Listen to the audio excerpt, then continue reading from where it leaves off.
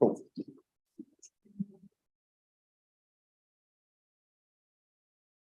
Right.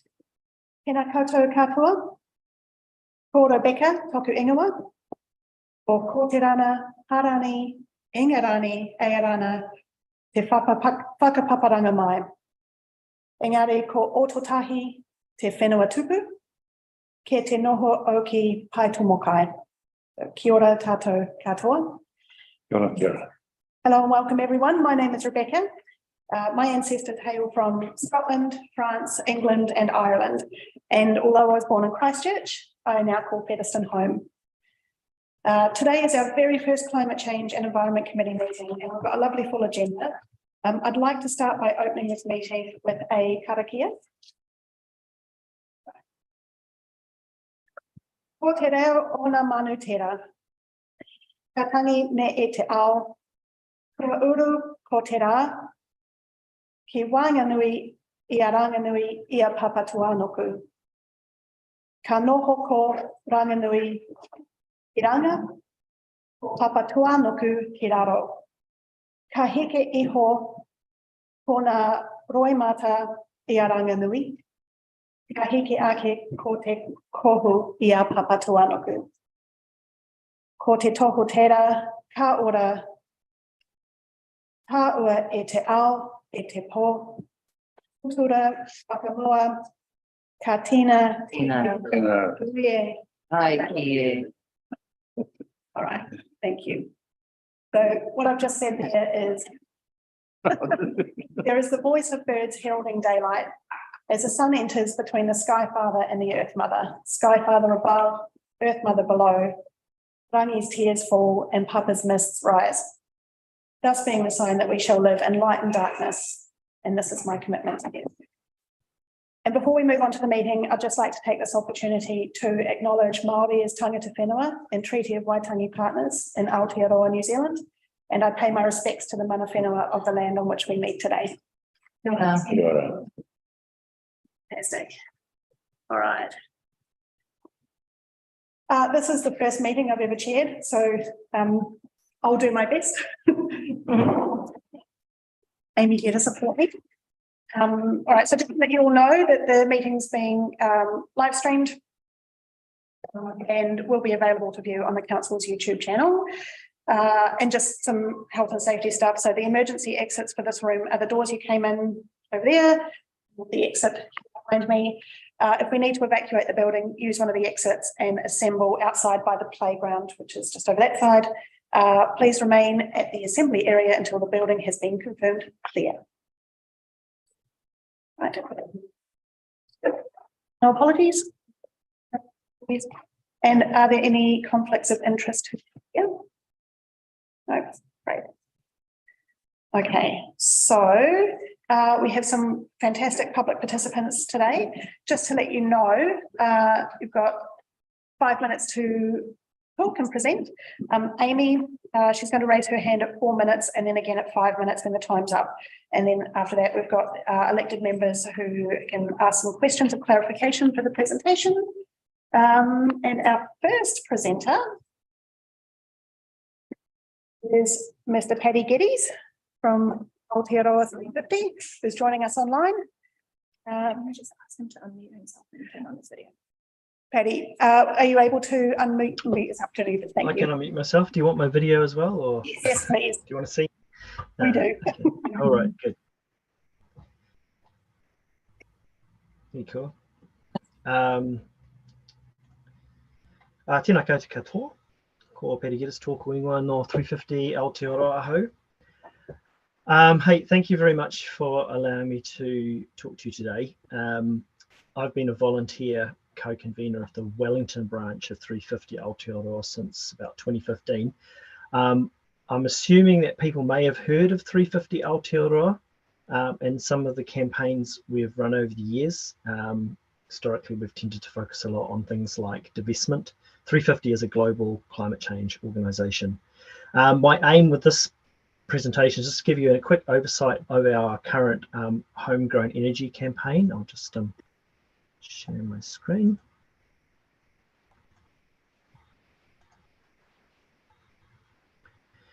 So this is on our website currently. And just to tell you our feelings around what we think the role of local government organisations should be in this campaign. So to do this, I need to give you a bit of context. So I ask for a little bit of patience, and we'll loop around and then we'll come back to the role of local government in this. So for a number of years, 350.org has had a series of, this is the globally, has a series of core objectives. This being a fast and just transition towards a low carbon society that is powered by 100% renewable energy for all. So it's really ambitious. As we know, about 84% of New Zealand's electricity is already generated from renewable sources. And this situation is a dream for most countries. And our current government is actively investigating the feasibility of going to 100%. Of course, electricity is just a subset of our energy mix. Coal, oil and gas are also significant components of our overall energy mix. So there's now a drive to considerably increase the share of electricity within our energy mix by transitioning our traditional fossil fuel sources of energy to electricity, and ideally, as much as possible of this electricity should be generated from renewable sources. So that's in the areas of transport, industrial heat, just to name a few. So none of this, I expect, comes as much of a surprise to you. This is the challenge that New Zealand faces. So far, all good. The problem is that we believe there are serious barriers to New Zealand being able to increase its renewable energy generation to service this need, and allowing us to make this essential transition. These are structural in nature, and they relate to the way the energy industry is structured and the rules and regulations that govern the way renewable energy projects are consented. So local government clearly has a consenting role, and I'll come to that later. But before I do, I want to talk a bit about the New Zealand energy industry itself. So in New Zealand, we have, in some quite simple terms, we have going from, we have a single national grid, which is managed by Transpower, subject to various pieces of legislation. We have a series of lines companies, some privately owned, some publicly owned, that transfer power from the grid to our homes.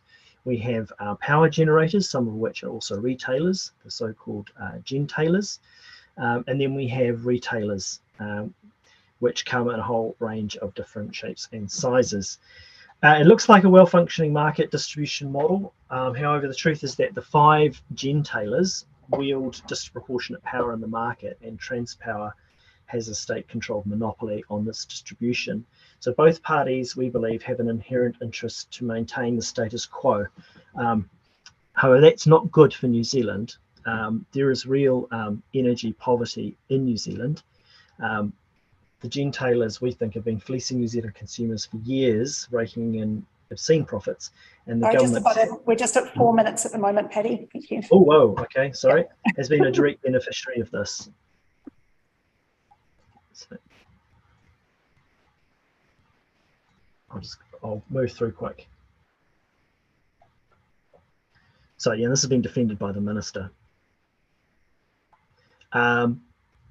Second, there's a price disincentive for them to build out the renewable generation that we need, and it relates to the way electricity price is set in the market. It's actually set on the margins, and that is actually the fossil fuel component of the market, which the gentailers benefit because they produce electricity at a very low cost, and they get the high price generated by the fossil fuel component. So, and they make really significant profits. Sorry, Paddy, we're at 5 minutes now, and I hate to cut you off because I'm really enjoying what you're saying, but I think it's really important that we stick to the rules here. I'm just going to give you an extra 30 seconds to make a really quick point about what it is that we can do to help. Okay, yeah. So, in short, we have we think that there is a role for local government to assist in enabling distributed energy generation. We think council can take a leading role in creating, generating through putting stuff on their own buildings like solar panels and the like. So just really keen to work with the council to think about where are those opportunities. where they can kind of stimulate the market and break the hegemony of these large players in the market. Excellent. Yeah. That's So great. sorry about that. I didn't. Yeah, The 5 minutes is goes short. fast. Yeah. Yeah. Councillor Yeah, I Holmes. wonder if Paddy could forward his presentation to us so that we can actually capture what he's done. Yeah, sure. I already have. So Yeah, that's got fine. it. Happy to answer any questions. Thanks. Fantastic. So I think from our point of view, and correct me if I'm wrong, our power comes from 100% renewables, or we purchase our council power through a company that's 100% renewables? Yes, we do. Climate Change Advisor is nodding yes. And I think under our climate change strategy, there's a goal in there to work towards exploring opportunities for generating power, like you say, through solar or, I mean, Featherstone, so obviously I would advocate for wind power. Sorry. Okay. Yeah, we'd be very, very keen to continue the dialogue and keep working with you. Is there any Yes, please. councillors would like to discuss with us? No, I think we're all good. Great. Thank you very much, Paddy. That was really good. Okay, sorry about that. Oh, It was a short time. That's, yeah. very fun. Okay, hey, thanks all. Appreciate your time. Yeah, thank you. Sorry.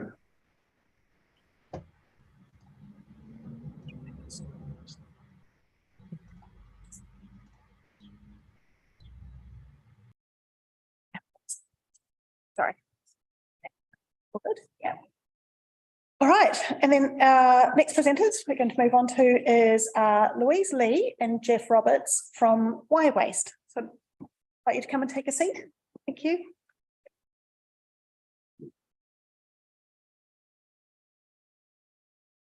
We might just try and, so I was just going to try and move the microphones a little bit. Yes. Do you mind just trying to down a bit? Yeah, and this we can just.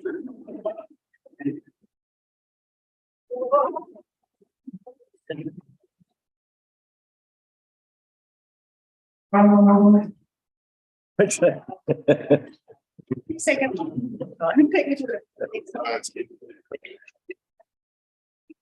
Stop pulling. And then if you. Sorry? Stop pulling. Yes.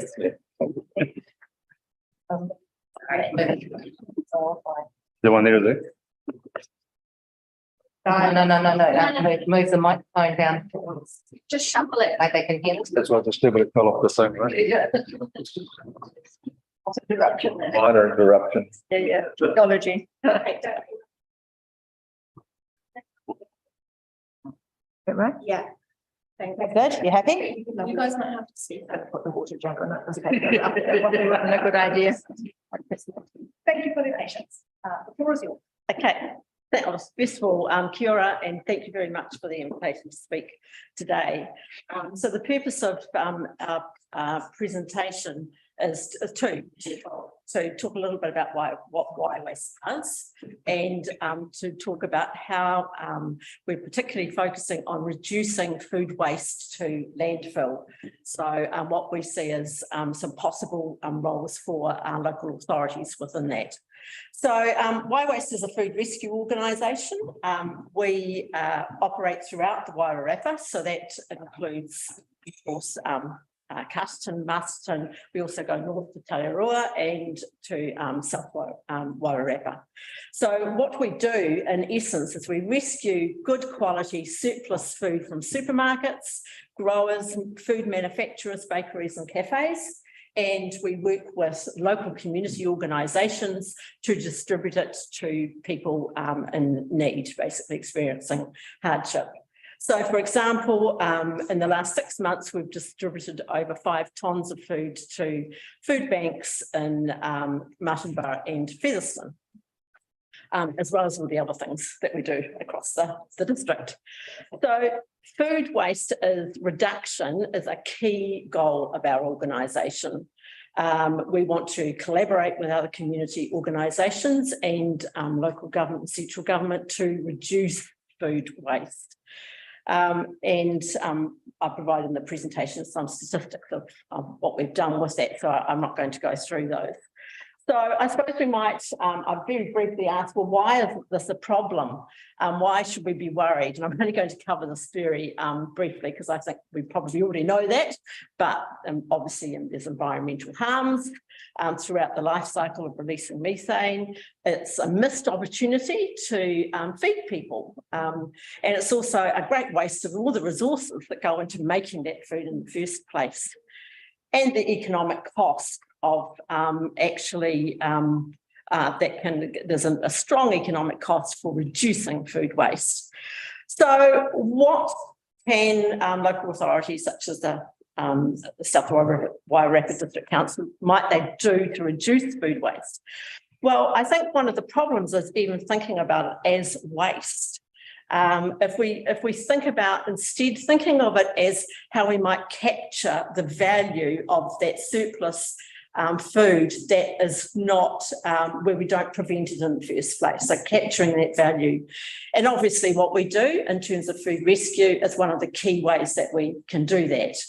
But there are other ways, of course, and once again, I've given a number of details in the presentation, so I'm only going to go through these quickly. But composting. So home composting, and it was great to see on your webpage that you've got information there about encouraging home composting, which is great to see. But we could also have, of course, centralised systems for composting, such as curbside food waste collection and large-scale central composting facilities that are obviously designed to do that with bulk material. But also we must be take into account that there are also many decentralised systems that are already operating across New Zealand and in the Greater Wellington region. So these are community composting hubs. We've got a really good example in Wellington of KaiCycle that already do this. Community compost in Nelson, Easy Earth in Whanganui, and those are just a few examples where you have community place-based organisations working. So I think one of my key messages is that there's no one best way, and we would advocate strongly that there needs to be support for different methods and different scales of operation, and that these can work together.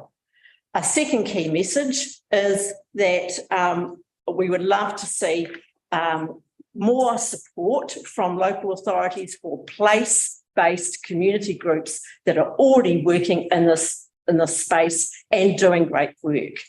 And of course, I would include Waste within that. So one of the key things, financial support for an organisation such as Waste, in terms of addressing food waste and food security. We would also very much like to work in collaboration with local councils. We are looking at extending our programs of food waste education reduction and prevention rather than what we do with it at the end. Those are probably the key things.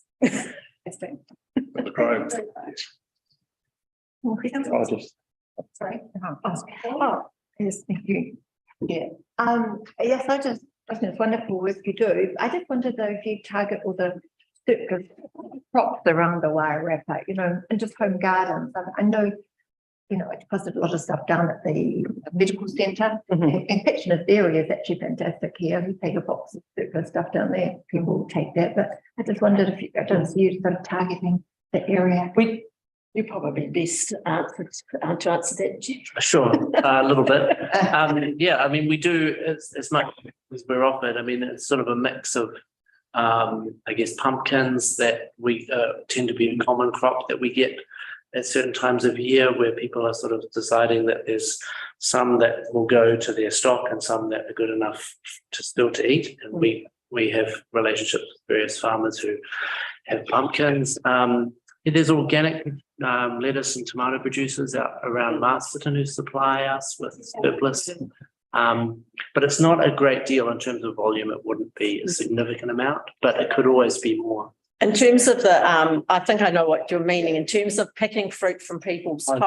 Gardens. Yeah. In terms Yeah. of, you know, the citrus, grapefruit Mm. period. Yeah. These kind of periods are just finished up at the moment, just everyone's, Sure. and they are composting them. Yeah. Yes. That just seems such a waste not to get. Yeah, that's one, and for example, in Wellington, there is an organisation called, I think it's Community Food Harvesters, and they do that and Yeah. bring the food to the food rescue organisation. Right, yeah. So we're thinking about whether we should, I know there is one in Masterton, but it's pretty much in abeyance at the moment. So that sort of thing we're interested in doing. So helping, you know, rather than that food rotting on the ground, fruit, yeah. I think there is quite a volume. at Yeah, yeah. Garden.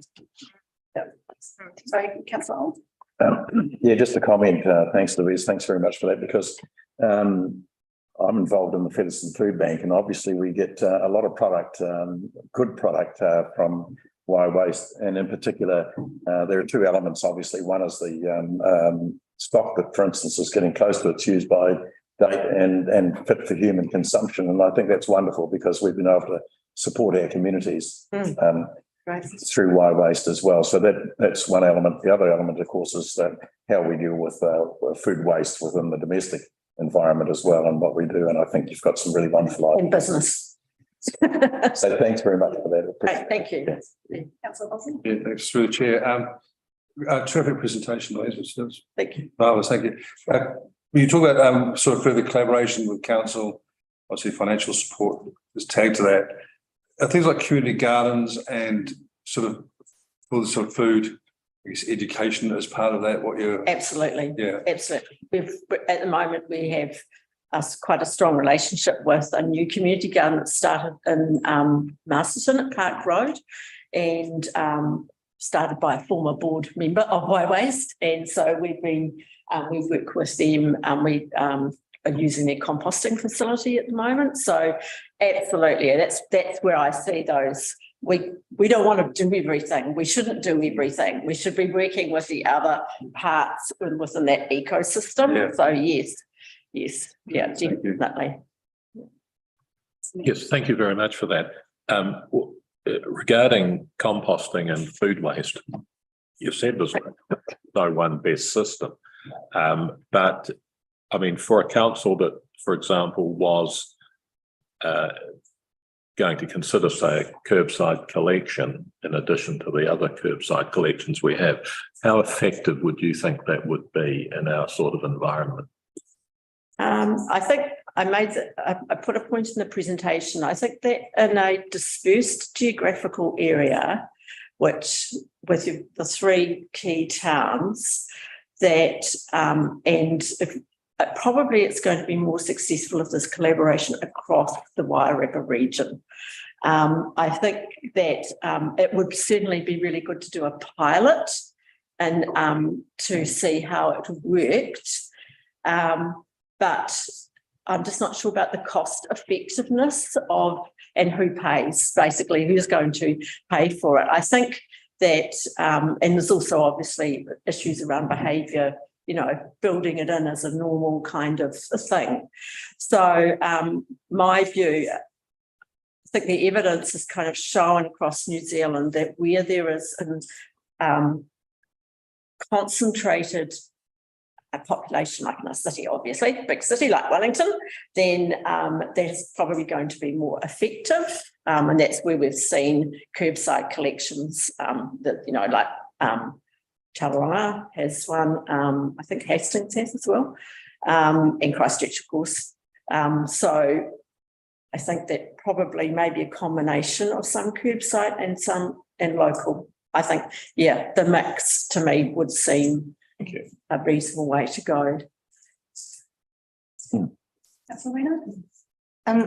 So I did pick up just, you know, like realistically for council, to be able to help, and knowing that we're coming up to looking at our annual plan and grants and whatnot. So how much does it cost you yearly for your organisation to be able to run? And I know that the majority of these organisations run on the smell of an oily rag. So we have less than 2 full-time paid staff. Right. It's Jeff and the wonderful Laura and the wonderful Jeff, of course, and the team of volunteers. Yeah, absolutely. Which is great. I mean, I've long been a volunteer, so yeah. But good question. So I shall hand it to Jeff. Operating costs about 120,000 a year, but that runs 2 vans and the warehouse with walk-in chiller and freezer and salaries and things. Yeah. When during COVID, MSD were very supportive of and I can't speak highly enough of them in terms of providing money to set up capital. We didn't have vans, we didn't have any warehouse, so we've become a food hub through that funding, but they've definitely signalled that that's not going to continue. So we are definitely looking for. But those setup costs, it means so much to be able to get that much done. Sure. Yeah. Great. It has been great. Yeah. We're a designated food hub for the New Zealand Food Network that distributes throughout New Zealand large quantities of surplus food. So Last one very quickly. What other sort of sponsorship do you receive? We get some support from Countdown in terms of corporate support. Countdown supports us directly, and then it's local trusts and philanthropic grants, and some lotteries. Thank you. MSD funded? Sorry, repeat it. It's not anymore. No. Basically, structure, and then they're going to walk away now. Countdown are very supportive of Food Rescue. They've been really, really good. Yeah. I mean, and all the supermarkets are good. I mean, you've got to be careful what I say here. Such a great thing. Thank you very, very much for coming to talk to us. It was great. On behalf of the community, thank you very much for the work that you do. I think it's exceptionally important and aligns beautifully with what we want to achieve in the Climate Change Committee with community mahi, but then also reducing what we're sending to landfill. We shouldn't be sending anything green to landfill. And we have our fantastic sustainability advisor will be talking to us later on today about our upcoming waste management and minimisation program and how that's going to go. And I understand there's going to be a large amount of community consultation that goes hand in hand with that. So I would strongly encourage you to contribute to that space. Would be great. Thank you very much. Great. Thank you. Got it. Right.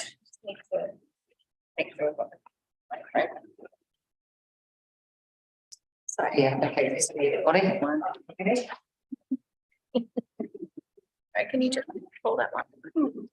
Just might need to push her back up. I was the loudest voice, so we don't. You want to just pick up, please?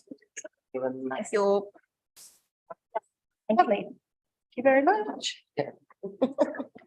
Okay, from the public participation, is there any action to do with officers? Agree with that? And is there any extraordinary business that we would like to raise? No, fantastic. Okay, all right. We'll move on to this part. Move on to the reports from the Chief Executive and Council officers. So item B1. Urua Mahanga Strategy Overview and Update. So now considering report B1, strategy overview and update report. Do I have a mover to receive the report? Thank you, Councillor Macaulay. Do I have a seconder? Thank you. Councillor Maynard. All those in favour, please say aye. Aye. Those against, please say no. The motion is carried. So Ms. Halford, would you like to come and take a seat? Great. Like to speak to your report, thank you. Sure. Do you need me to yell to get to the mic? A little bit yelling. Come around a little bit if you want. I'm used to yelling. Kia ora everyone, my name is Sky. I started as a climate change advisor in January. So we've been here for almost 2 months now. But so I'll assume that everyone has read the report, so a short one. And that you have also had a chance to have a look at the Urua Mahanga strategy, the initial volume and then the action plan that was developed afterwards. So just a very brief overview of what I've written. At the moment, council has done a bit of work ticking off some of the easy wins in the climate change space. So the council has invested in 4 hybrid vehicles. We've moved all our electricity generation to renewables. We do corporate GHG or greenhouse gas accounting for council run operations. And we're also involved in climate change projects under the Wellington Regional Leadership Committee. So that includes the climate change impact assessment, which is due to finish mid this year, and the emissions reduction plan, which is due to finish early next year. So I haven't taken into account our 10-year actions at this point, but under our 3-year objectives, there are a range of actions that have been completed already. And those are all listed in the report there. And of what is still yet to be completed, I've recommended that we focused on, we prioritise nature-based options such as the wetland restoration work and afforestation, mostly because this sort of mitigates climate change impacts through carbon sequestration, so sucking carbon out of the atmosphere, and also can play a part in adaptation where, if given enough time, these plants can establish and can act as stormwater attenuation when it comes to severe weather events. And obviously, given what's happened in the past month, I think extreme weather events are in the forefront of everyone's mind, really, around the country. And in terms of our district, we're quite similar to places like Hawke's Bay and Gisborne in Northland in terms of our industry and our population density, I suppose. So beyond what is actually within the Rumahanger strategy, things like stormwater infrastructure and roading really needs to be developed further to increase performance and resilience so that we can have proper access and that our communities are well serviced when it comes to every day. And then, when these extreme weather events do come through. And thank you. Thank you very much. Very well said. Do we have any questions for the councillors? Yes, Councillor Olds. Thanks very much, Guy, for your presentation, and thanks for your report as well. It's hard along to see that we've made some progress in some areas. However, we're falling behind a little bit in some others. You've got here planned community actions under 2023 timeframe yet to be completed. So 23 is going to go through pretty quickly, unfortunately. So can you give us, perhaps you can condense that down and give us some indication of when those other 4 elements are likely to be completed? So in terms of the energy audits, we've already done the first half, so the energy audits themselves have been completed. So we've got the reports back from that. So implementing that, assuming there's some budget, wouldn't take too long, depending on what sort of level of development for those particular places. Things like the low carbon events policy, our zero waste advisor, the one that's shared between Carterton and Marsden as well, has developed a zero waste events policy. So there could be some sort of hanging on to the back of that policy already to make it zero waste and zero carbon. And I'm not too, as I said, I've only just recently started, but from what I can tell, there's been no work yet into the tree planting or the wetland restoration or the rainwater collection stuff as of yet. Can I just add a little, another question to you, if that's okay? Yeah. Just in terms of bringing community along with us, and I think that's the key element, is to get our communities to work with us, because we could probably take a lead role as council, but getting that information out and getting that message to communities so that they can come along for the ride effectively. How do you propose to do that in this particular environment? I mean, people are very conscious about climate change now. I think after the events of recent, there's never been a more golden opportunity to actually capture that from our communities as well. So do you have anything planned to do that in terms of public meetings and presentations? Not right now, but it is part of my role as the education sort of part of it. So definitely something I'm interested in looking into in the future. Excellent. Thank you. Yes. And I know the report does not say this, so, but just in case anybody is listening and getting worried, I would certainly say that the afforestation that we do to work towards a climate change, a better climate future, does not include a pine tree. Agreed, yeah.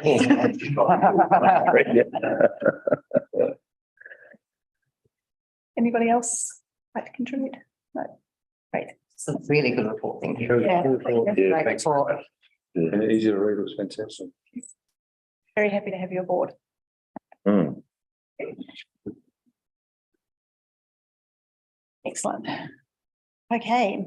So next item on the agenda, we're now considering report B2, the Wairarapa Combined District Plan Review and Featherston Master Plan Climate Change Considerations.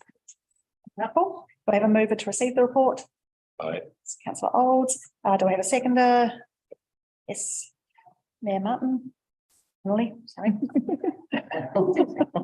All those in favour, please say aye. Aye. Those against, please say nay. The motion is carried. Over to you, Mr. O'Leary. Kia ora, councillors, good morning. It's a pertinent time and opportunity to outline to you how we're going with the district plan and also the Featherston Master Plan. Climate change, the report has been a capture point in terms of indicating to you that the district plan is opportunity on the topic is firstly our role in managing the use and development of and protection of land in terms of effects on climate change.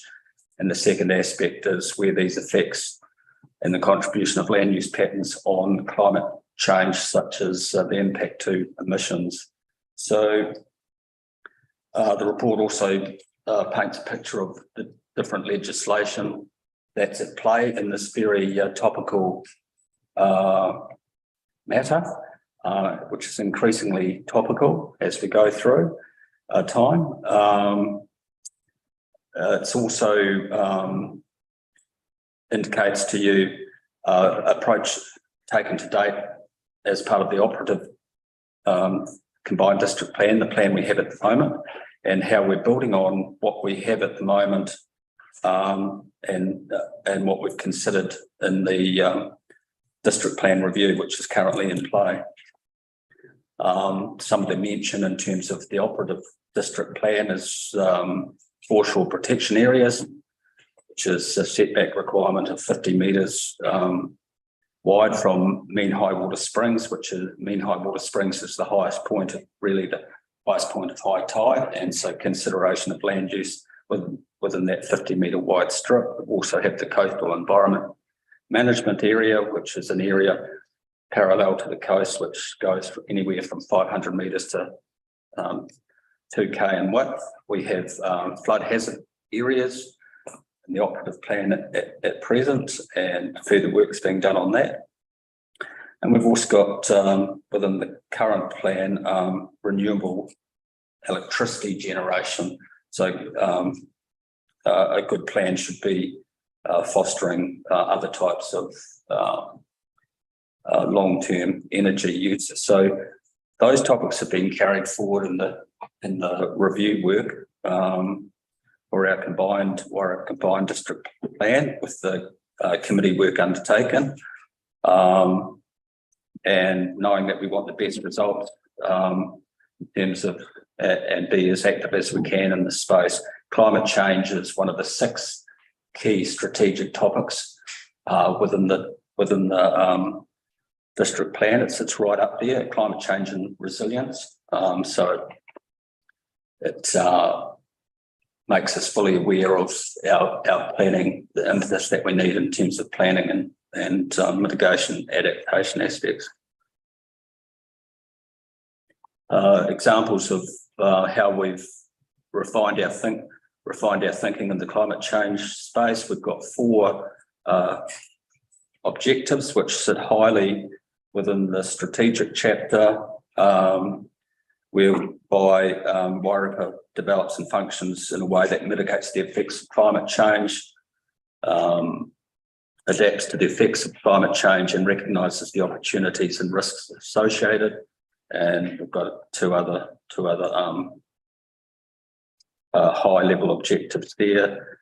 Examples of refining and review of topics within the review work is the foreshore and protection area and coastal environment management area. Will only provide for activities that are actually operationally needed within that land area.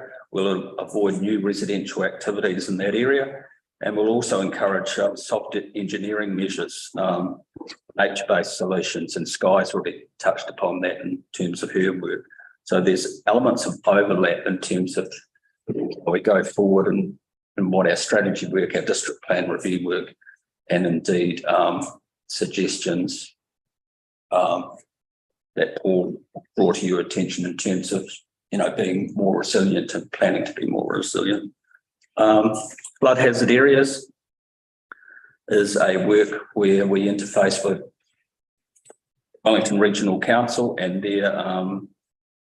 their continued need to do mapping and modelling work. But I would wish to point out that flood hazard mapping is being undertaken by Greater Wellington Regional staff. The report makes mention of work that's been done for the upper Ruamahanga and Waipoa, etc. But for the lower Ruamahanga, through direct interface and encouragement of the importance of the topic, Greater Wellington officers have had to phase their work. And so unfortunately, that's the work for the lower level areas of rivers is proposed over the next 2 years. We've noted that, and we will continue to work with Greater Wellington staff. Can I just make, sorry, I'm not sure. I'm just getting a feeling. That doesn't seem good enough. No.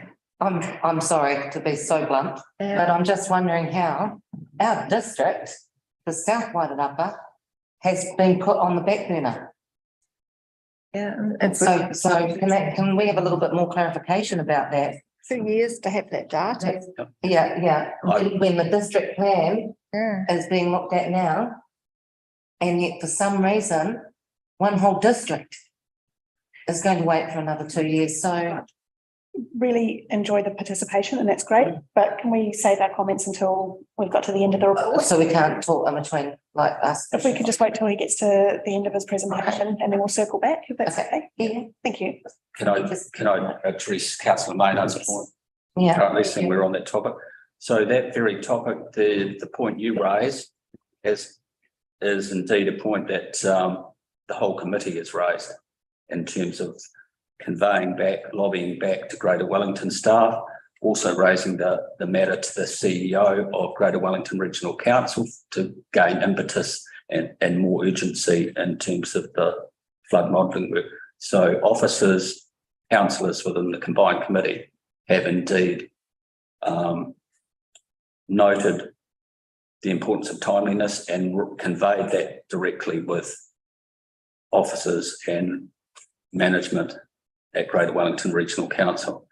It is a less than desirable state, but it is the situation in terms of the resource that Greater Wellington has, or the way they've approached the topic. So I just want to clarify that those discussions have been had. Thank you, Russell. Through you, Madam Chair, I just think I can give an update to that actually. So the Mayor and myself attended the Wairarapa committee meeting yesterday, and of course flood protection and the cyclone matters were on the agenda, and Greater Wellington have really a hand up to start leading a much more refined response, and including in that, as you'll see in the report, the Eastern Hills are not presently mapped, or in fact the telemetry of the events and flows is only very limited. And that's one of the things I think is really crucial, that we get the source, because you can't make the map until you Without a source. source data of flows and rainfall events over time. So that's a very critical piece of information that we would want and we would need. Because we've got good data in terms of flows and hydrology on the Western Hills. We have nothing in the Eastern Hills. And it's the Eastern Hills are the ones that are actually causing us the most problems at this stage. So that's just hot off the press. So they're looking at setting up a combined working group really to refine into what the Wairarapa needs to do. And so will give us an opportunity to raise this fully. Okay. So they're putting together a working group. Yep. Yeah. Now. Yep. Right now. Yep. Right. So really, that's about the most we could do. That's yeah, because I agree. I mean, this is just really apt. And I guess the main thing is as well is just to remember that water flows one way, and we're at the bottom of it. So so who's more important? Yeah. Well, in this case, it flows No? east to west and east to west. So there's worth. So just before we carry on with the presentation, I just want to acknowledge that the kōrero that we have around climate change has rapidly evolved over the last few years. And a lot of the stuff that we're talking about in terms of drilling down on our policies and strategies, all of those have been built on conversations that were happening a long time ago. So, we're sort of running this gamut of, a few years ago, it was about just turning off the lights and picking up your rubbish. And now it's what happens when the weather comes to kill us. And it's moved quite quickly. So today's meeting, I feel, is about getting a really good snapshot of where we sit as a council, what mahi we've got coming up, and how we can help our officers determine where they want to go and how they can get the best out of their policies. Yeah, absolutely. Let's throw it back to Russell. Thank you for that context. Other summary points for councillors. The review work of the district plan is also provisioning for renewable electricity generation, both domestic scale and provisioning for large scale wind farms.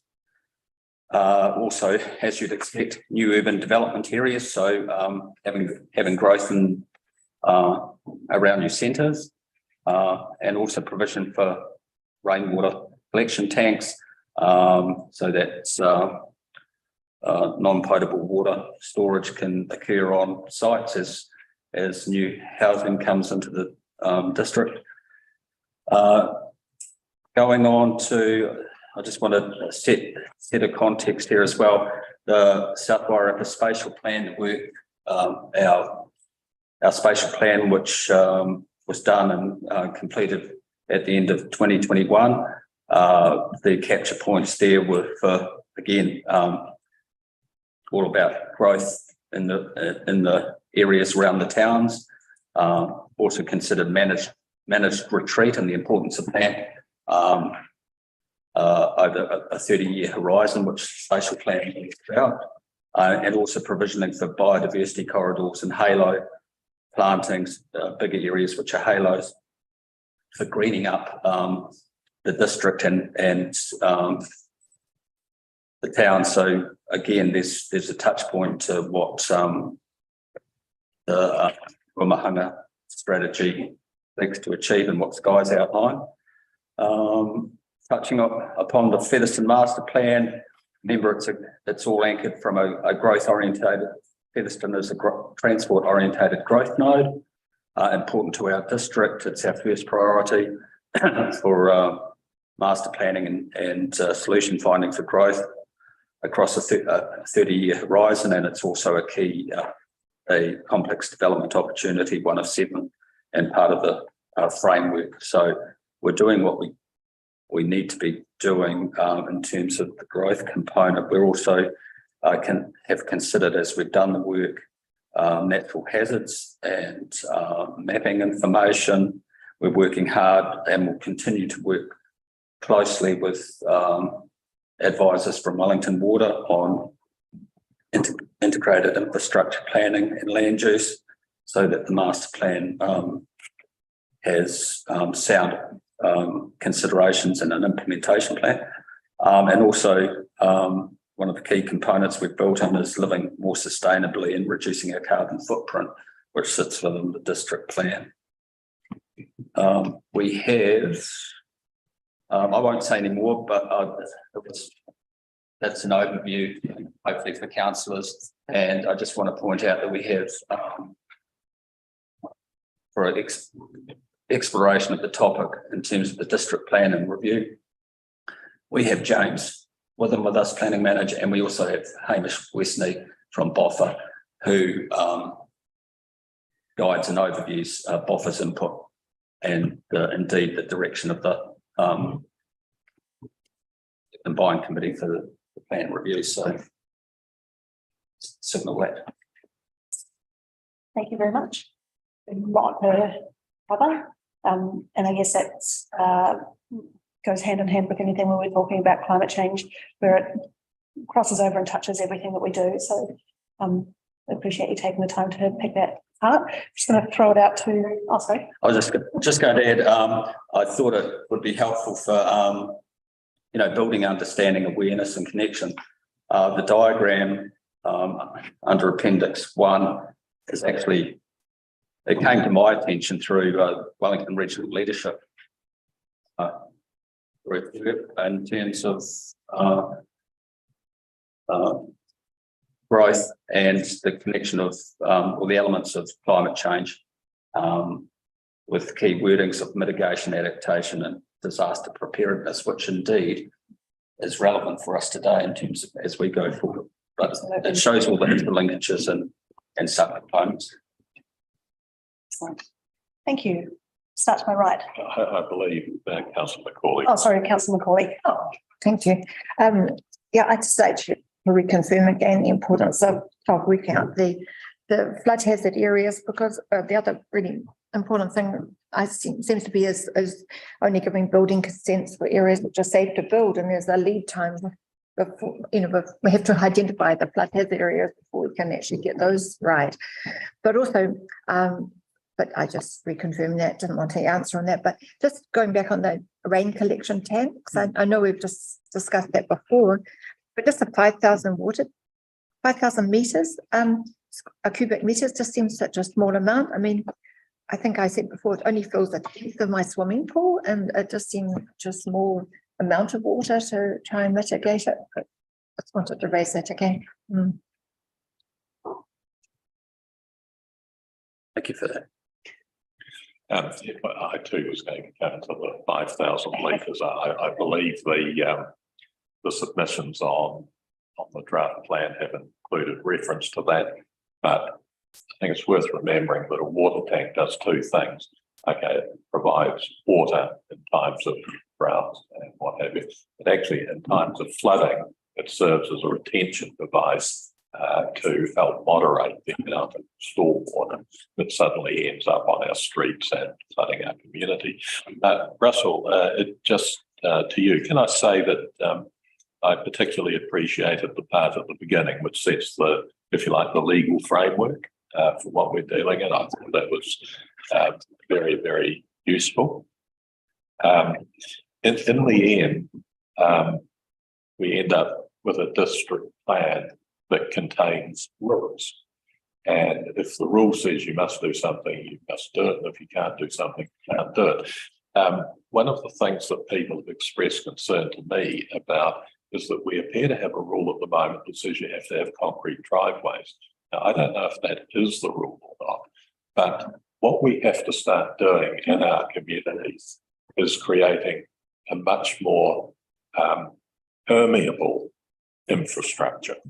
To the extent that we can, if we don't want water flowing over our streets into our lower down residents' backyards, what we've got to do is to get the land itself to soak up as much of that water as it can. Admittedly, there's a limit to how much it can, but every time we put in a concrete pathway, we reduce the capacity of the land to do what it's there to do.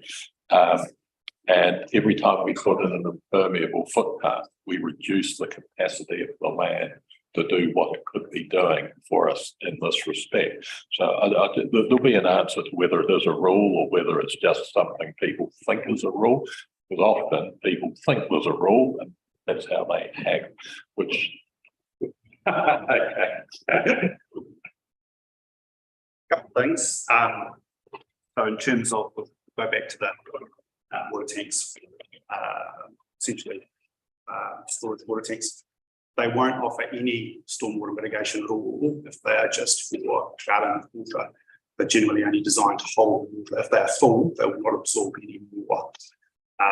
So to have something that's a dual system would be a different sort of product that's available to people. So essentially what you need is what they call freeboard. So you need some space between your level and stormwater shock level. Won't go into the technical details. You'll have an orifice at a certain height, it'll slowly release stormwater. So in terms of how we manage stormwater generally, there's no essentially rules when it comes to engineering design. There is essentially what is acceptable solutions.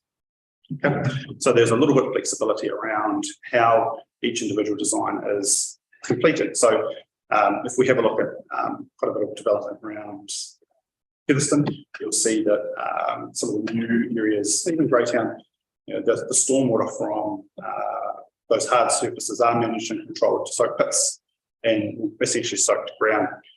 It's not always possible.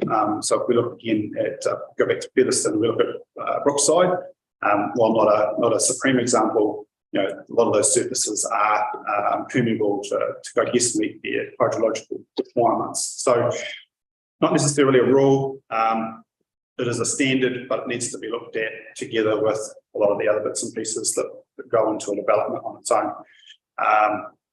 Similarly, the practices, those overland flow paths, I think over 1 in 20 year event, generally push water through roads. It's considered a management system for some of those because it gets water away from houses, buildings, etc. But it's horses for courses. I know that Wellington Water are changing or have changed their engineering standards and looking more clearly all the time at things like soakage rates and management of it. So quite right, correct, but there's probably a little bit more nuance in how that works. We've talked about in the district plan committees around water storage for say summertime use in gardens, schools, etc. And it's been touched on around management of stormwater, but it's not the primary purpose of that particular rule. It's a moving space for us, and we do rely on, particularly for the large development, Wellington Water give us good advice on management of stormwater. There are more, as they understand more about our circumstances, and as we understand more about our circumstances, we tailor our responses, particularly for large developments. That's why it's really important for both Wellington Water, which they are doing, and Greater Wellington, ultimately to produce some of that information a little bit short on. But in terms of general engineering philosophy, management, stormwater, around hydrological neutrality is more of what we do. It's a real grey area when it comes to subdivision, as I say, because it's a code rather than an absolute kind of rule. Around the circles, I know. My comment about rainwater tanks wasn't that it served primarily as stormwater management, but just that it had that sort of ancillary benefit, at least initially. Two comments I was going to make about these. Is it a rule that we have concrete paths? It's code. So the engineering standards are quite particular around design, mainly around things like durability. And if we approve something that's not reasonably durable, council can be accountable. As I say, there are options to provide alternative designs that are outside industry standards. And again, we do see that in places like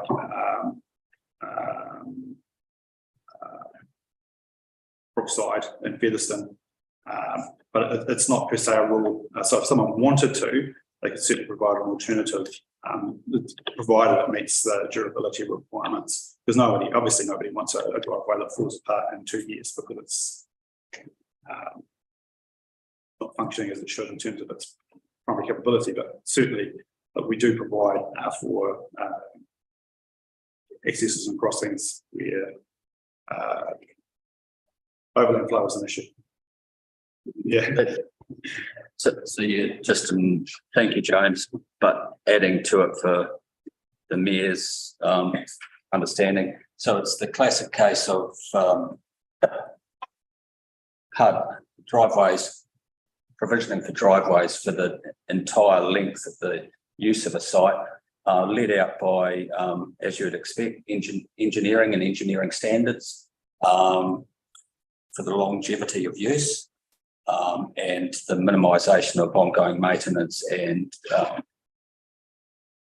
poor state of a driveway on site. So it's not unusual. It's something that you'd see around the country in terms of engineering standards. But James has pointed out the prospect of consideration of options, and we can take that up further with our technical advisors.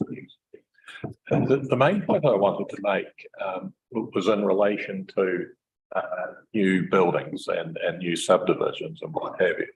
If when you come to your subdivision and you buy a section, and we're going to pretend that over there is north and behind me is south, if your section looks like that, you will almost automatically put your house on it like that.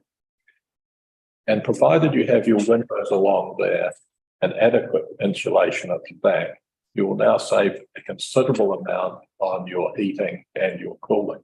In fact, you may be able to design a house that does not need either. You're at the right. The other thing is, if you've got your house like that, your roof will be like that, and it's now ideally suited for the person who wants to come and put solar panels on it. But if, for example, your section does not align like that and aligns the way they are in Greytown, for example, all the sections are like that. And now your house will almost 99% of houses are like that. So what that tends to mean is that they cannot get the benefit of maximum solar energy. Later on in the day, when the sun is low, all of those roughly west-facing windows now overheat the house and they have to be cooled.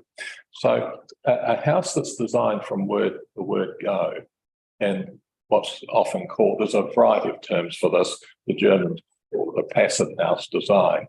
If you enable a passive house design, we have a number of potential pluses that are all good for the climate. We're going to reduce the heating in winter.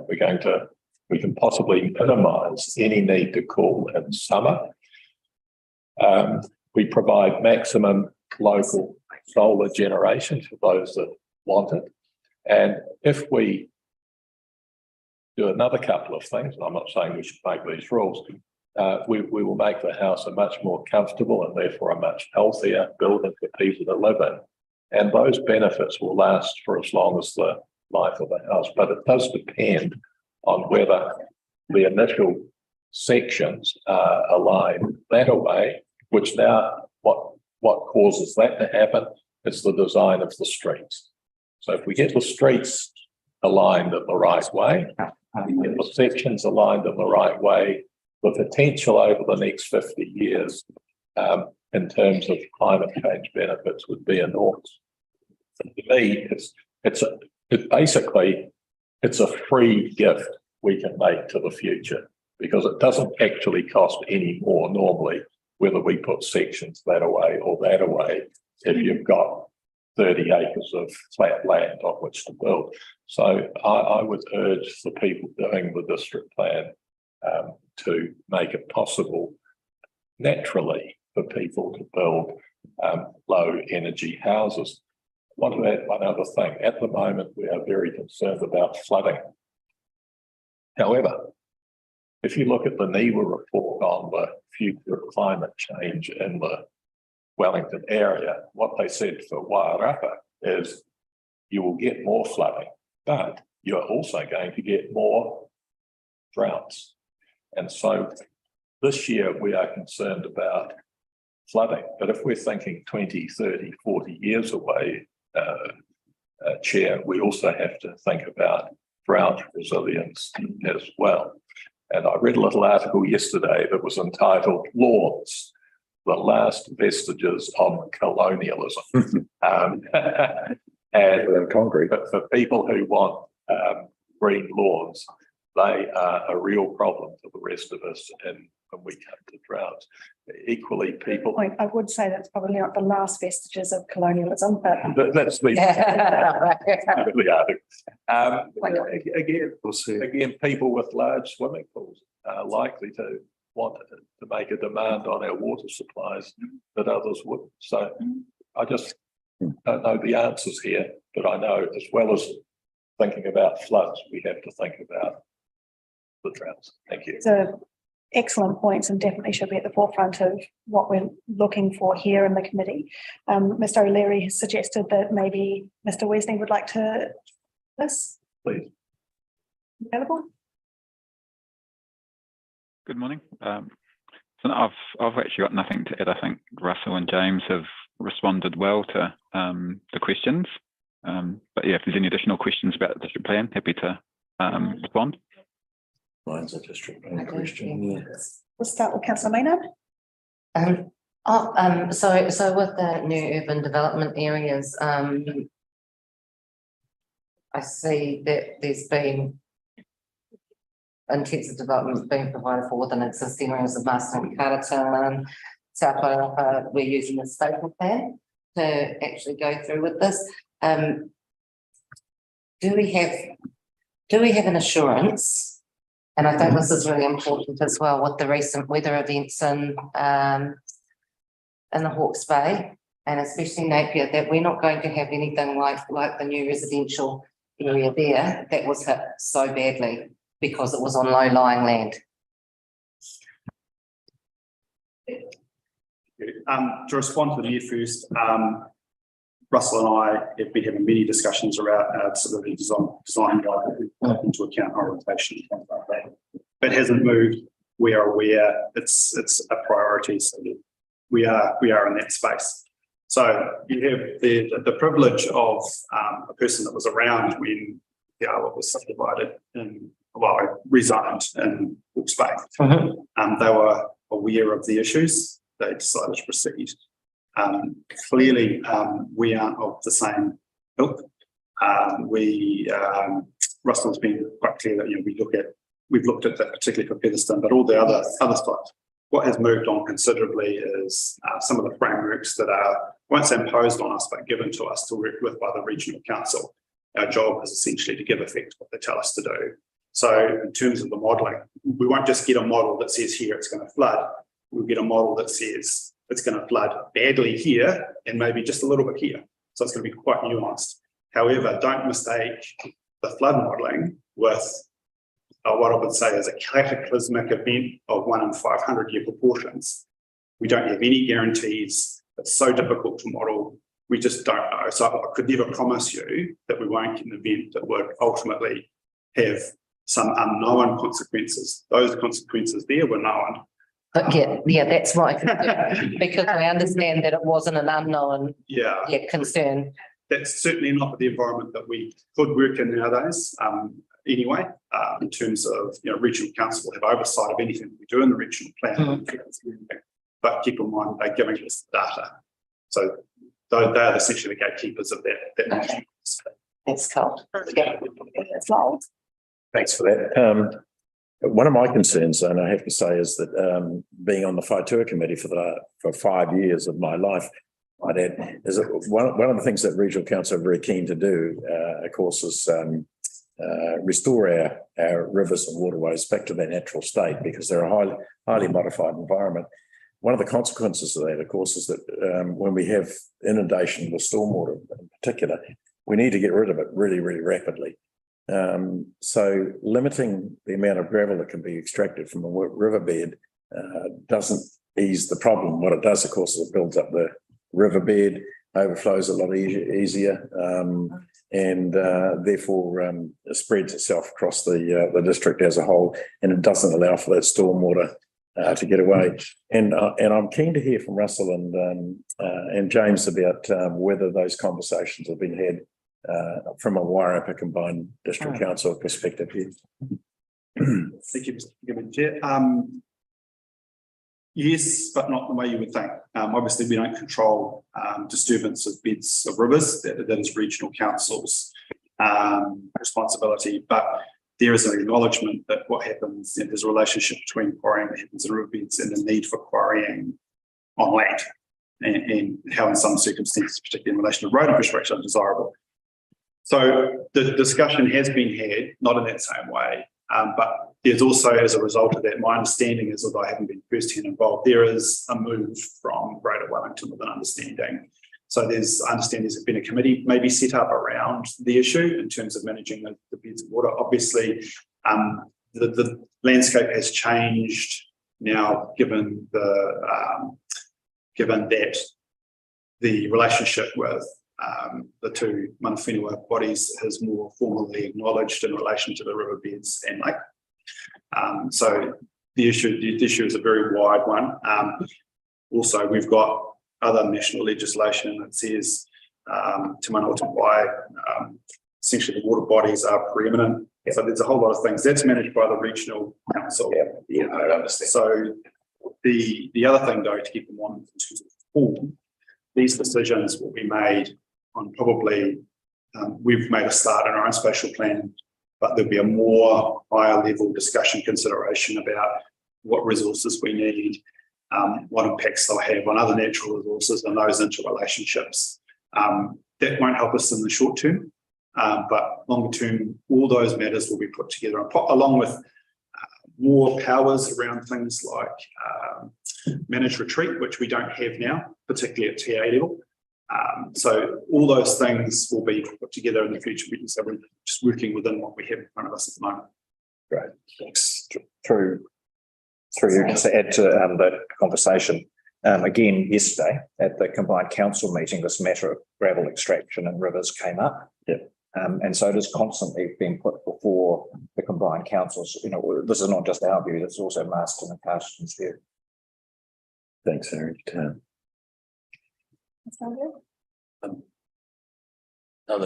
Other factors at play there are, as you would expect, mana whenua, rightly advocates and voice for the natural state of rivers, the quality within the river, the biodiversity within the river. So they will certainly keep a keen interest on the topic, and Greater Wellington have been upfront and actually realising and encouraging a more natural approach to river management. And you see that in the community group work that's been done for the future river planning, flood mitigation for Waihine around the periphery of Greytown. But Greater Wellington have been using their role as they should in terms of not trying to stop rivers from where they should or shouldn't go. It's working with the natural course of the river and applying best thinking. And the same goes to coastal hazards as well. We've done that anyway. Just one last comment, particularly to James, possibly Mr. Wesney and Russell. I understand in the past that the term intensification has sort of tended to become a pejorative term with our councils. But again, if we're thinking about 50 years ahead, we're thinking about not wasting good land that would be used for rural production. If we're thinking about making facilities accessible to people so that they don't have to use cars, etc., we do have to think about how we design the villages where we live, and intensification has to be part of that. Can I just inquire, and I understand also that in the past the advice from our officers has been that we should be somewhat more bold in this area than possibly councillors in the past have been comfortable about. Would that be the right way to put it? So it'd be fair for me to answer that question. The term intensification and infill gets conflated. You know, people view intensification allows people to infill as they like and as they wish. So then that's where the sort of cusp of the argument gets confused. So here, and when we're doing the spatial plan, we looked at different components of the spatial plan in relation to different components of the town. And the councillors at the time, we were thinking we could allow greater intensification in the inner zone of Martinborough, but it closely related to design guidelines. So to avoid the situation of having unconstrained intensification. And so, but look, it was a decision of the council at the time, and they made it based on the basic information they had. And that's their prerogative. But in fairness, the advice from staff was at that time that this could be done, but it needed to be controlled with really strong urban design guidelines. Hope you were there. That'd be a fair summary. I'm sorry. Sorry, I couldn't comment at this stage because I literally can't remember. It's a good one. Yeah. With the chair, we have done things in there that enables or addresses issues around housing affordability and housing availability, particularly for workers, that will contribute to that in a way that's possibly much easier to be more friendly with the values that a lot of the community have around, particularly the likes of Martinborough Greater. So in terms of things like minor dwellings, so essentially, you know, we're making more with what we've got in a way that as I say, has minimal or less impacts than say 2.5 story duplexes might have. Okay, so things are happening in a way. So we are doing things. We need to check that with our ability to service that. Obviously, with increased development comes increased demands on infrastructure. That's an issue that's still live. Thank you very much. Super quick, we're well on time. Harry has summed up the earlier thinking that went in for the spatial plan decision making, and it's that classic case of character versus density, and the councillors did not want densities around 250 metres, for example, in the core of Martinborough. Yeah, there's nothing further to. Probably a lot further to talk about. Oh, you could be here all day. Yeah. Thank you very much. Thank you very much. Thank you for attending.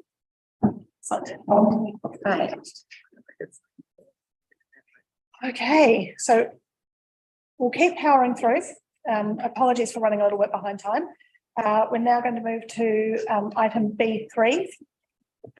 So this is the Community Preparedness and Resilience Report. Do I have a mover to receive the report? Connolly, and do I have a seconder? Maynard. All those in favour, please say aye. Aye. Those against, please say no. And the motion is carried. Mr. Gardner. Through you, Madam Chair. So I'll obviously take the report as well and seek to highlight some pertinent points within the report. The report was commissioned on the basis of needing to do some form of, I can't think of a better phrase, of doing a health check on the district to ascertain our level of preparedness and resilience for the district when factoring in a number of different things. What I would say, and I've summarised it in the executive summaries, is preparedness is the very first step in any form of recovery. As we're experiencing at the moment with the Cyclone Gabrielle's effects, we need to keep recovery and subsequent preparedness and resilience at the forefront of our minds, because we can never do too much. Historically, there has been this view amongst communities that at some point a group of amazing people save the day in the event of an emergency, and the reality is that's simply not the case. Within the last 12 months, we've had 7 significant weather events that have affected the South Wairarapa district, and each one of these has affected our district in many different ways. What I've tried to seek to do in the report is just to highlight a number of those factors that impact upon our readiness and our ability to be able to effectively recover from different forms of emergency. What I've under 4.1, my points there are really, I do feel that our demographics of our population are actually a key point to make in our ability and the speed in which we can recover from any such event. Things like the average salary of a household, the number of children that people have, the average age of people within the district. We know, for example, that based on the 2018 census, it was 1 in 4 people who were over 65, and it's moving to 1 in 3 for our district. And with an aging population comes increased complexity in terms of any response and subsequent recovery. In recent times with the Cyclone Gabriel, we have various levels in which we respond to emergencies as a council. We've activated an incident management team and from a council perspective, but ultimately we're there to not manage the community's response to an incident. We're there to ensure that we target the right resources into the right places and ensure that the welfare and the well-being of our communities is put front and centre and it is supporting them. The actual communities themselves are there in the main to work alongside one another to help each other recovery. It's a very community-centred model. When we start looking at different forms of emergency situation in New Zealand, I just point out that 4 of the 9 different types of emergency are actually climate change related. This is going to be really important for us as we move through the discussions in future times as to how we mitigate the impacts of climate change. But one thing that isn't obviously covered under the umbrella of climate change are other forms of emergency. Obviously, COVID being one such response where we had to formulate an initial emergency operations centre in Masterton in order to manage or support our communities through the effects of COVID within society as a district as a whole. As far as our current levels of preparedness are concerned, the health check that we conducted was done across our urban and we started on our rural and coastal communities. And as you can appreciate, the impacts for these two or 3 different types of communities very, very different indeed. When we look at our urban communities, people tend to be well connected. They know their neighbours. They think about what they need and they know what medication they need to be accessing in the case of, whether it be an earthquake, whether it be or some other form of emergency. And they can be educated with relative ease about, where to access services. When it comes to our rural communities and our coastal communities, we have the extra complexity of communication, lifelines, and those types of things. Now, when I talk about lifelines, I mean cell phone coverage and that type of thing, which is in itself problematic and can often lead to people being isolated and uncontactable. However, these community members are still suffering the same well-being issues as our urban communities. So we've got to ensure that we have coverage across urban, coastal and rural communities. In terms of the levels of preparedness in terms of Martinborough, Greytown and Featherstone, some of the key findings were that we need to put an increased effort into our response effort. really focusing on how we engage with Maori. Maori did some amazing things during COVID, where they were leaders in terms of increasing vaccination rates within the community. And there's a great deal that we can learn from, how Maori work as part of society and leverage some of those things. There are quite significant inconsistencies in the way in which the three main towns are prepared. In the main, I will summarise, I feel that Featherston is far better prepared than Martinborough or Greytown. Featherston have been incredibly proactive in terms of water, backup power, utilising Anzac Hall as a hub, this for me, whilst I know that there are other issues that are impact upon Featherston, their level of preparedness and the surety that gives me is that they will come through. That's mainly because I feel that there's also an amazing sense of community within Featherston that just means that people feel connected. When it comes to Greytown and Martinborough, however, they lack the resources within those two towns to actually feel that people know where they can go to, who they can contact, what resources are available, and how we can, or who is going to be there to help curate or help manage the recovery effort. So there's an awful lot of work yet to be done in building consistent levels of resilience within those three communities as a whole. When it comes to our rural communities, a different ballgame altogether, because if they get hungry, they go out and shoot a deer. I don't mean to be flippant about it, but the levels of resilience are quite incredible, and that they demonstrated that most recently with Cyclone Gabriel, and whilst we have telephone trees and we're in contact with every single affected community member, and they appreciated us getting in contact with them. Their levels of resilience was quite astonishing. And again, there's a lot to be learned from those people as well. And then we come to our coastal community. And this is where it starts to get interesting when we start talking about the district plan, the Ruahanga strategy, when we start thinking about roading, possible, conversations around coastal retreat, etc. These are significant issues that we will need to think about moving forward. It's not going to be an overnight conversation to have, clearly, but the resilience of our coastal communities quite often reflect those of our rural communities as well.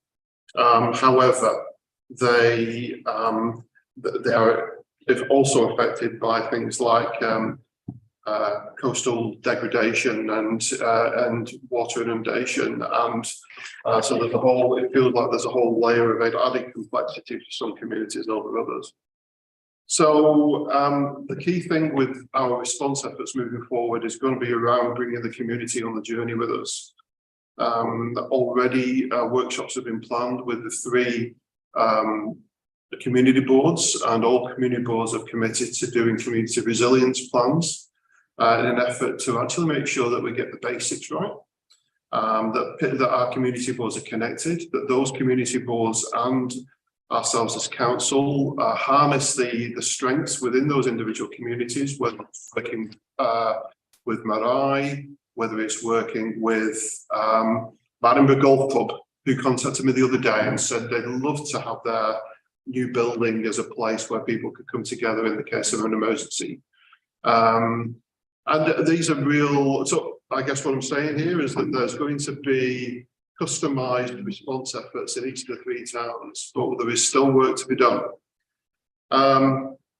What I've done in the report as well is just given ourselves a little bit of a reality check on Appendix 1, which is this is a GIS print of the affected roads over the last 12 months from these 7 severe weather events.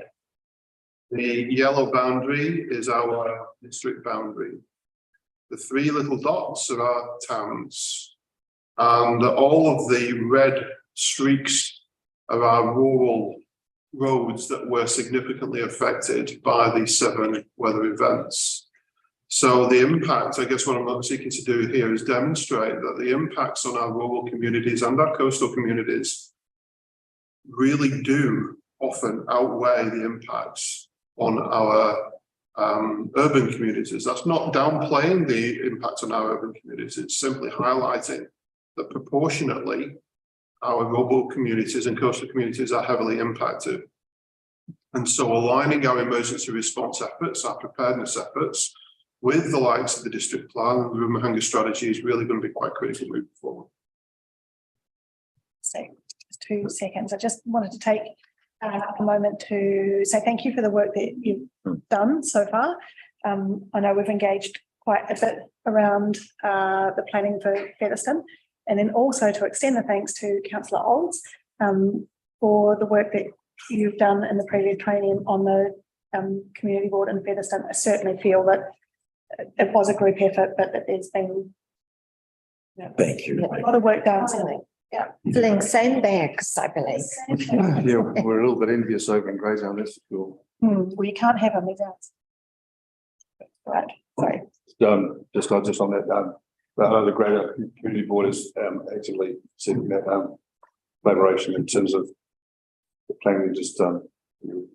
Yeah, we can't do everything on our own, nor should we try to. We need to draw upon those resources, the likes of the local amateur radio club. You know, it doesn't matter who they are, it doesn't matter what they do, they all bring some unique strengths to the mix, and everybody plays a part in any kind of response. Right. Mayor Connolly? Yes, thank you, Chair. Just also to acknowledge the very good work that our communications team did during Gabrielle, keeping in contact with absolutely with those vulnerable communities. My comments relate entirely to coastal communities. I'll start with a little story. I was meeting with the local district commander of the police yesterday, and he told me this. As Gabrielle started to affect their coastal communities, Tanui, Riversdale, and Castle Point, he sent out 2 police officers in a 4-wheel drive to just check out what might have been going out at Castle Point and Riversdale. And so that was successful. They got out there, they did what they had to do. Then they learned that Tanui was now blocked and they could not come home. They weren't too unhappy about it. I gather there are worse places to be marooned for a couple of days. But the next day, there was a person staying out at Riversdale who had expected to come home, and she had left her medicine. She had not taken enough medicine with her. So she started to suffer severe health effects at this point. Now, what was the only way that people in Riversdale could contact the emergency services? Well, at this point, it is the police communication system. And because you've got the police truck out there, they've got all the gears that they need and you might say, well, you know, what happened to all the other things that they once had? Well, one of the things we don't possibly realise these days is that once upon a time, even if the power failed, your landline would still carry on. Those days are long gone. The landline does not work once the power fails. What about the local transmitter tower, the cell tower? Well, it tends to last about 10 hours before the battery runs out. And that's assuming that nobody's come in that battery, incidentally, because these are quite popular things. So there's a story where, by a little coincidence, somebody's life is saved because just miraculously on the right day at the right time, we can communicate. And I do have worries about our ability to communicate with 3 or 4 of our coastal communities in the very worst possible situation. And but that's something that I would urge. So in response to there's some great thinking during Cyclone Gabrielle around how we overcame that problem. And we ended up reverting to satellite phones and using Elon Musk's satellite thing that goes around the earth, and we bounced off those satellites to regain access to the telephony network. So there's an awful lot we can do. We just need to make sure that people are well equipped. But you're quite right. Our lifelines, when we think about our rural communities and our coastal communities, are very different to our urban communities. When you look at urban, you're looking at everything from roading through to telephony, electricity, so on and so forth. When you look at our coastal and urban communities, coastal and rural communities, they've got their own water, they've got their own power, they've got their own generator quite often, they've got solar power, so on and so forth. But they need satellite phones and they need the access to the telephony system. And, this level of self-sufficiency amongst those communities is quite amazing. I've planned a workshop with your good selves on the Risk and Assurance Committee for a month's time to take you through and do a bit of a deep dive into some of the more significant issues that we need to prepare for. So this is very much a kind of a heads up, current state of play. We've got a long way to go, but I would say that it's not all in our hands. Local councils in the space have got to move away from this idea that we're the hub and spoke, where we're the hub. We need to be one of those spokes where we engage with the community as a whole to make stuff happen. And it's not all on our backs. Thank you. Councillor Maynard? I'm just wondering if there's a way that we might be able to include possibly, I understand that our coastal areas are vulnerable, but I think of Kahutara and I think of places like that that are low-lying, that are affected whenever there's flooding and that's rural.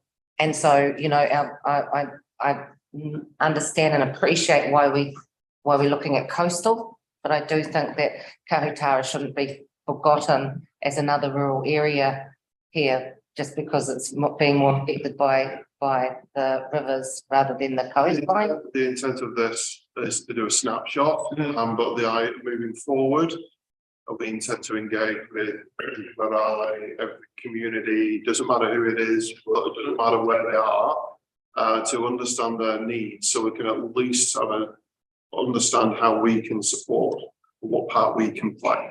Yeah, no, that's fine. Yeah, thank you. Through you, Madam Chair, just wanted to share a couple of stories, actually, just like Martin did some of the things.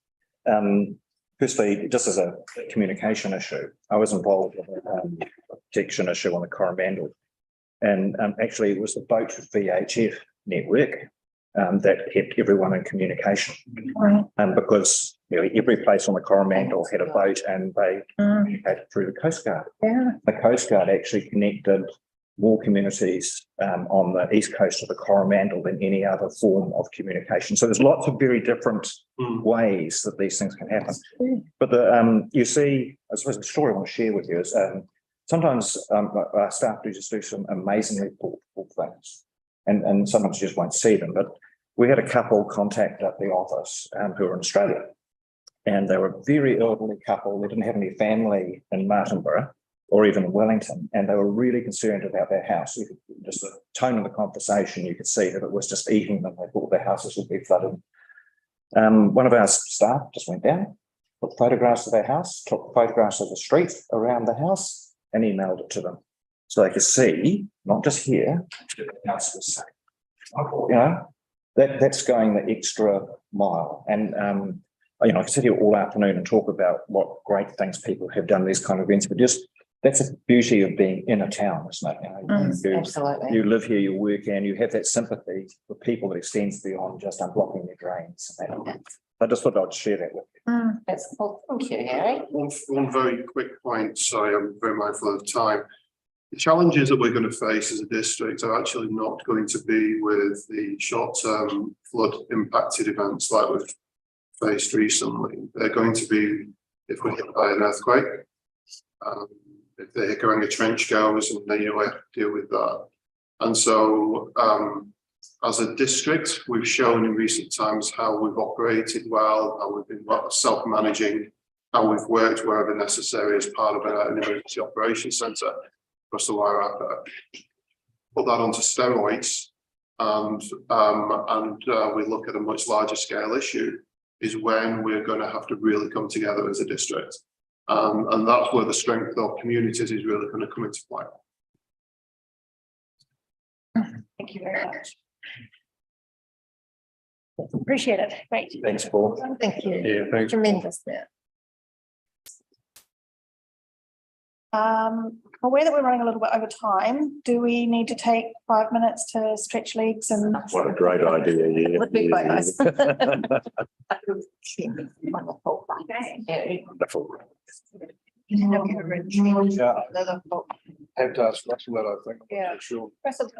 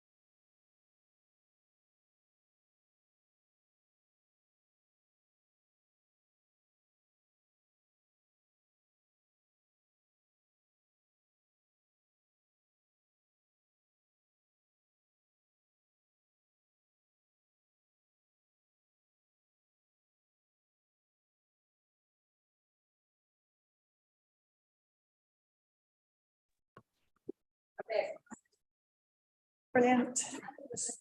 Right, welcome back.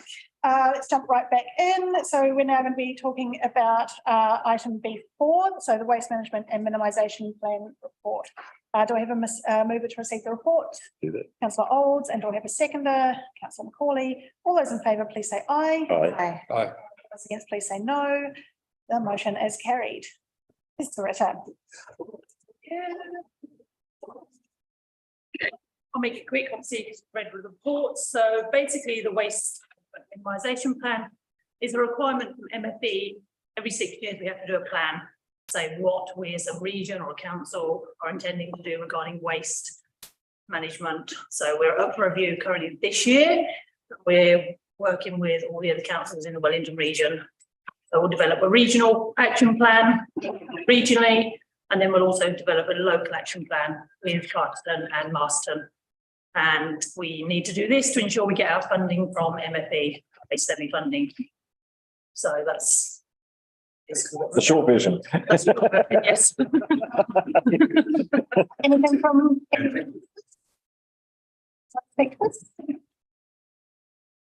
Can you just, before we move on, can you just talk a little bit more about our green waste, so food waste collections, where we're at, what our possible scope is with this? Yeah, so green waste we put onto our new plan is to investigate and look at whether it's worth us carrying out food waste. So we've got a presentation next week by Nuki. It will show us obviously what they look to do regarding composting and organic waste collection. And we're currently looking at applying to MFE for funding to carry out a business case and feasibility study to see if it's worth us. But we're also doing that within, including Upper Hutt and probably Lower Hutt.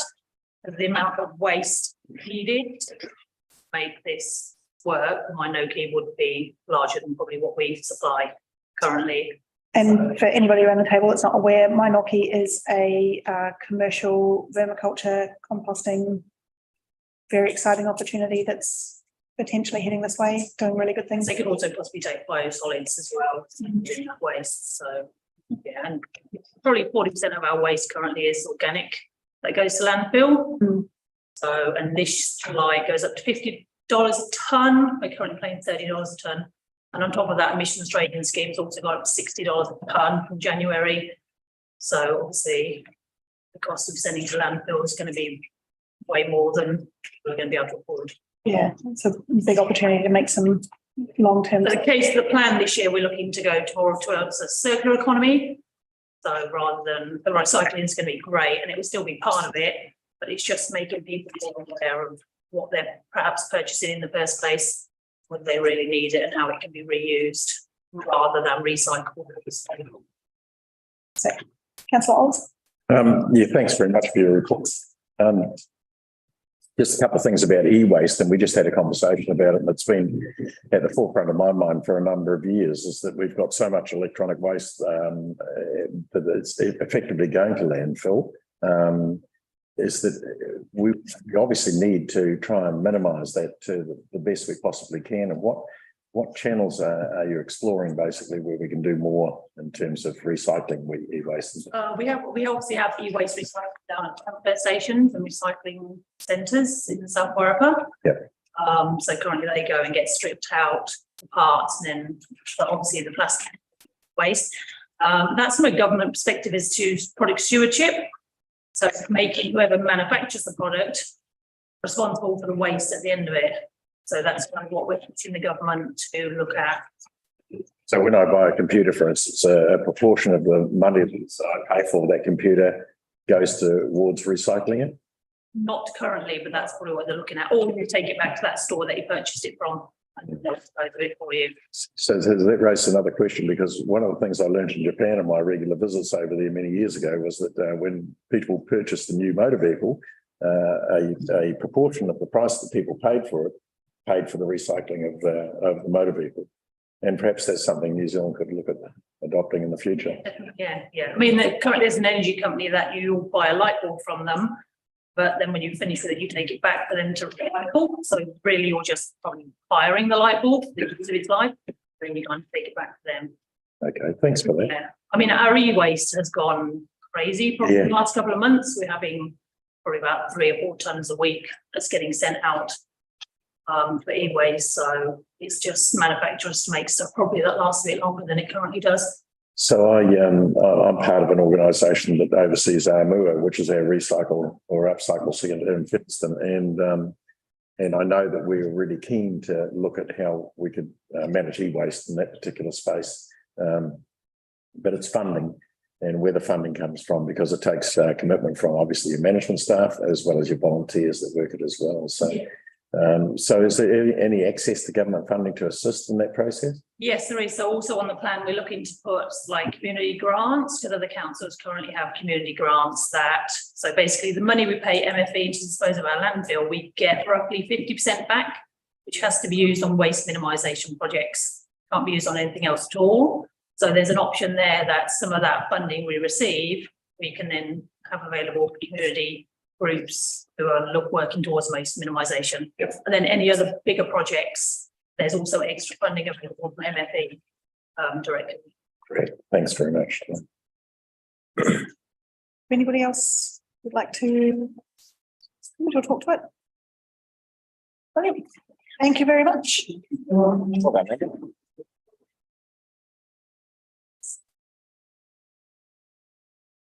All right. And then finally, to the chairperson's report. So item B4, do I have a mover to receive the report? Aye. Connolly, and do I have a seconder? Councillor Maynard. All those in favour, please say aye. Aye. Aye. And all those against, please say nay. The motion is carried. All right. So, chairperson's report. Just speak to each point.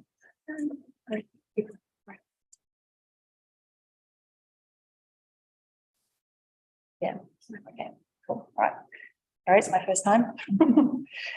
Okay, so I'd like to make a few recommendations. So the first one, obviously, see the chairperson's report. Second one is to draft a letter of invitation for Masterton and Carterton district councils. So I'll just kind of read through what I've got here. I'm sure you've probably all read it, but I like the sound of my own voice. So, so I'd like to recommend the development of a working relationship between Masterton District Council, Carterton District Council, and South Wairarapa District Council in the climate change and environment space.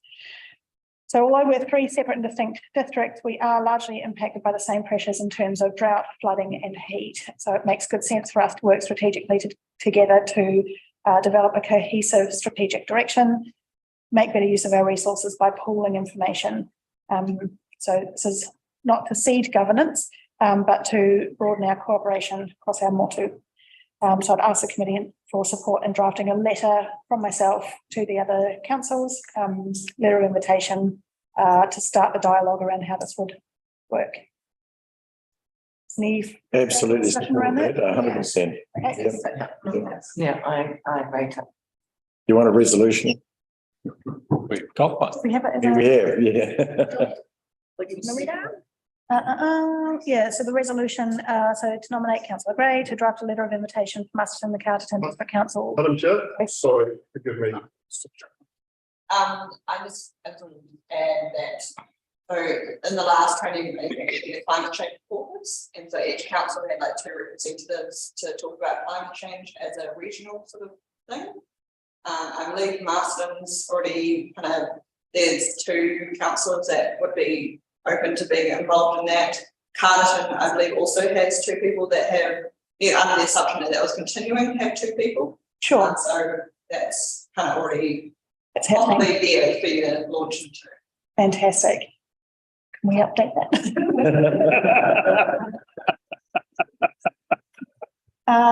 So that's the structure that already exists. So it was, so there was a part of a wider region thing, there was a climate change caucus, and then the Wairarapa leaders would meet. So each council of the 3 would have 2 people. And so, but that's been disbanded on the Wellington end because of lack of engagement from people. But there is still interest to keep that kind of going on the Wairarapa. So I would draft. Right, Lisa. Yes. get that letter out Yeah. to show that the South Wellington Upper District Council Is engaged and engaged. yeah. It included Greater Wellington. Yeah. No? Is that they would want to stop it, so. Greater Wellington held the, sorry, Chair, Greater Wellington held the relationship responsibility for organising that committee. I think it was committee, under the last triennium, but they haven't see they don't do that. Right, okay. So Don't we include Greater Wellington. need to make it broadly our districts. Yep, okay. Yeah, perspective. To draft a letter of invitation. Yeah. To continue, instead of to collaborate. But then continue, because it'll be our first, so. Is this the first time we're involved in it? Are you saying that there was only 2 people? Or it never happened from here? So you were saying that there was 2 people from each of the councils, including us, or? Who was on there? No, who was there? It was. No, okay. Idea. Maybe Jeffy was. And who's the other one? I'm not sure who else. I think it was just Jeffy. Yeah. Right. So maybe must to continue the collaboration. Yes, around. On climate change and environmental protection matters on behalf of the Climate Change and Environment Committee. Yes. Yeah. Got it. I'm just wondering if you could make contact with the 2 other councils and just see what they have in process at the moment. And if there is a body already established, then we tap into that as, Yes. or alternatively, we set up our own one. Yeah.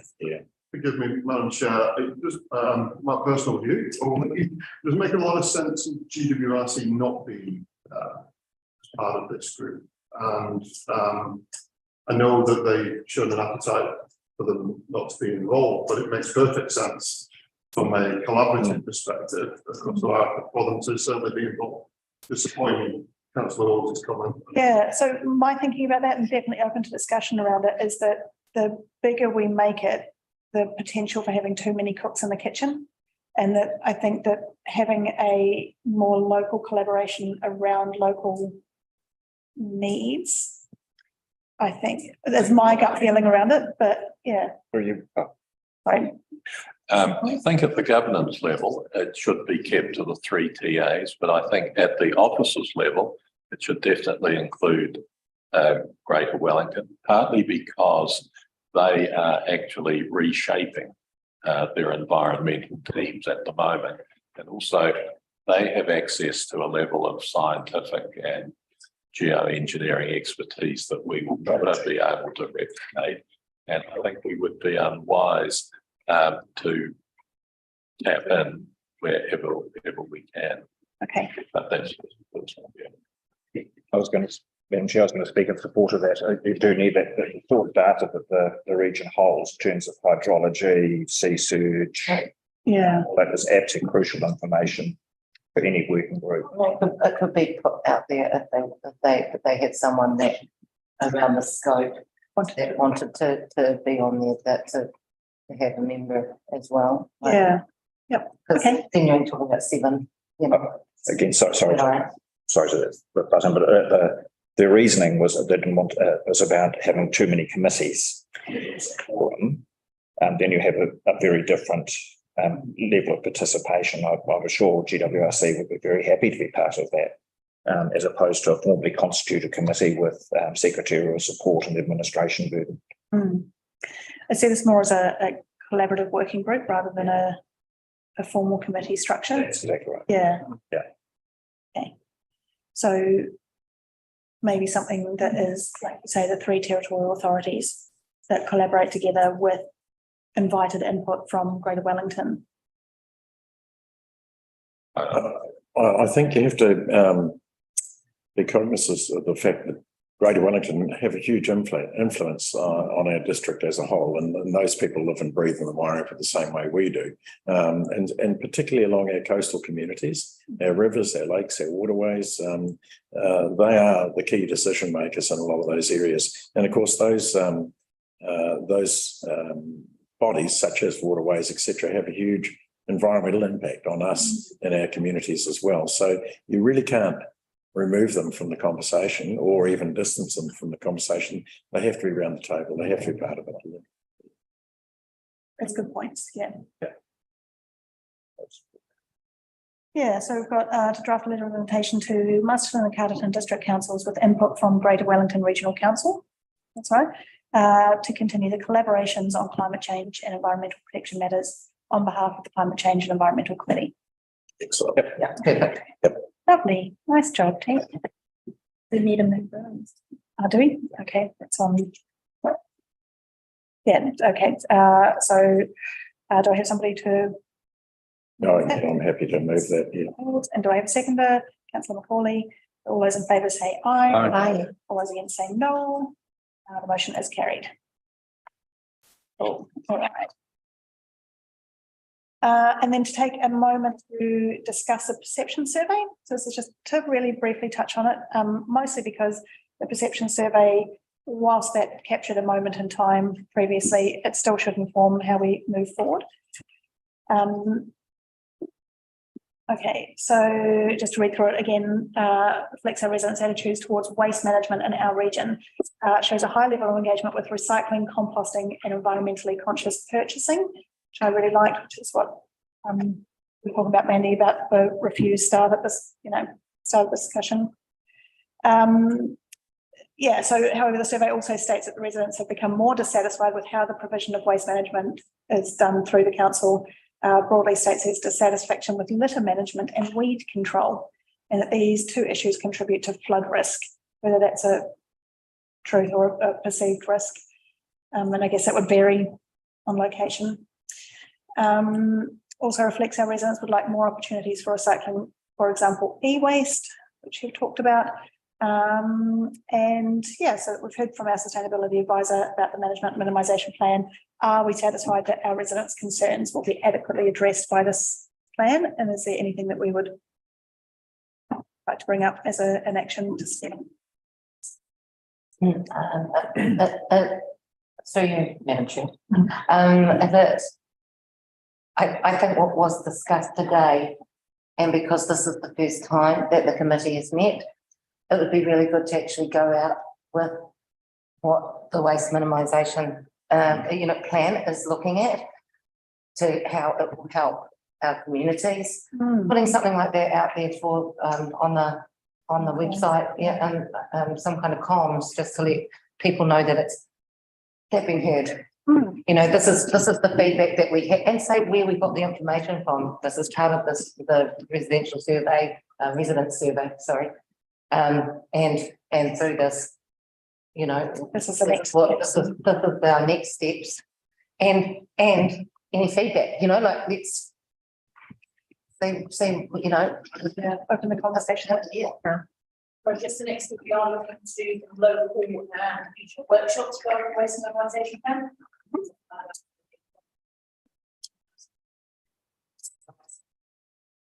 Fantastic.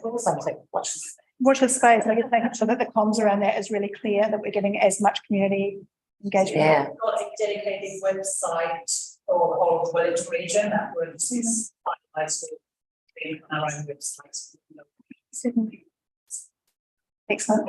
And I guess when the comms go out, if it's possible to kind of link back to the fact that we have picked up what was in the perception survey, and that this is front and centre with what we're doing in waste management in the waste management space. Awesome, thank you, Mayor Connolly. Well, in fact, I wonder if it wouldn't be a good idea on our website to have if you like, a dedicated zone, I'm not quite sure what the right word is, page, in fact, dedicated to the climate change and environment thing. One of the things I'm conscious about is that when you have a workshop, for example, when you do certain types of communication, you actually don't get all that many people in terms of the greater population. And one of the things I think needs to happen here, particularly in waste minimisation and litter, we actually need the bulk of our population to understand what's coming. I mean, do they understand what it means to have an increased dumping charge from $30 to $50? Do they know what that means for them?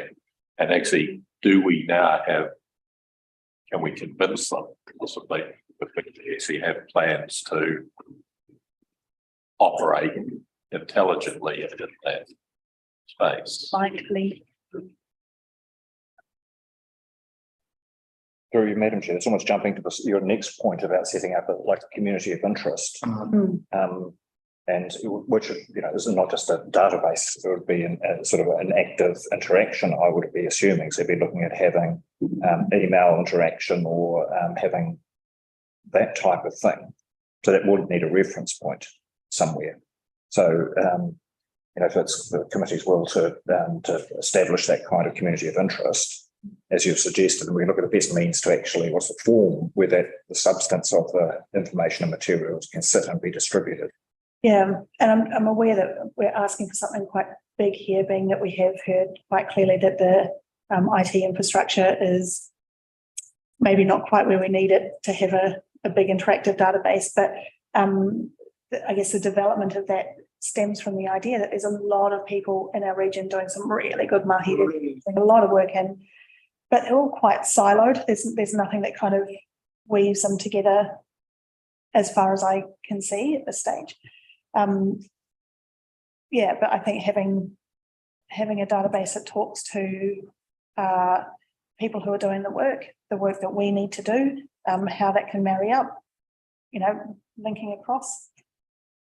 So maybe in recognition of your acknowledgement of some of our limitations, but to still go some way towards getting the wheels turning, that some form of social media campaign with interactive engagement with the community might be a good first step, with a view to a longer term engagement piece that might result in a database of some kind. Yeah. But at least getting it on people's radar and people interacting with the information might be a good way to go about doing it. And we could do that through the normal channels. As I would also say that one of the things that the comms team is looking at is a new piece of software that people can subscribe to areas of special interest. A piece of software called Antenno, which Masterton use. And one of those channels could well be climate change in the environment, and it might be an ideal place through which we can manage exchanges of information like that. Yeah, I think that would be fantastic. Great. So I think with that point, I think it's good if we are aware of this as a potential space for us to work into, but that it's a bit nebulous to how do we would create it. I think possibly what you're talking about, maybe something like a town hall roundtable invitation. Is that what you sort of mean, or just? I'm thinking that it may be that alongside of a campaign on the subject of climate change. But maybe a good first step would be to put this back to Shield as the GM of Comms and let her come up with a concept of what something might look like. Yeah, because I think it could potentially be a fantastic tool. Say if I decided that I wanted to build a house and I wanted that house to be a passive house and well designed, but I don't really know where to start with looking into those things. So I could go to this database and go, okay, here's like 4 different ways that people manage stormwater runoff on their properties currently. Here's the companies working in that space. Like somewhere that's a touch point for people to be able to go to. So it's not just about, I guess, the science around climate change or the broader issues about climate change, but sort of more specifically people like my Noki, that sort of thing, that people would have no idea what a giant worm farm is, but, that would be somewhere that information was held and kind of linked together with the broader conversation. Which is why I suggested putting it to Shield to come up with maybe some options for you to consider, because a campaign approach is probably a good way to at least start something and not having to get a grandiose plan around what it could be. Baby steps. Sorry, I was very sensible. Absolutely. Where do we start? Yeah, that's it. Okay, so what do we do with that? Do you want that as an action? Yeah. Yes. Yep. I think so. Yes. Yeah. So we don't need this. Okay.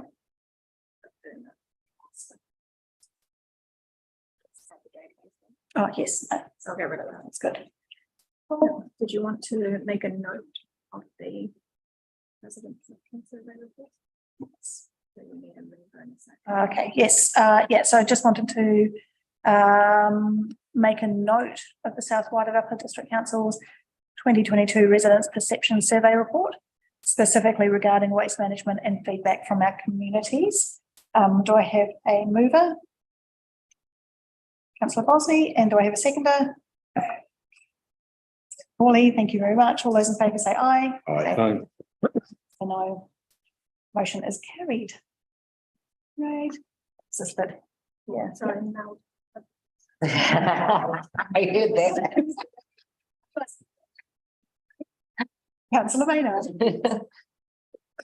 I was just wondering if perhaps the chair might be willing to perhaps come to the next Māori Standing Committee meeting to just talk about the first meeting that we've had and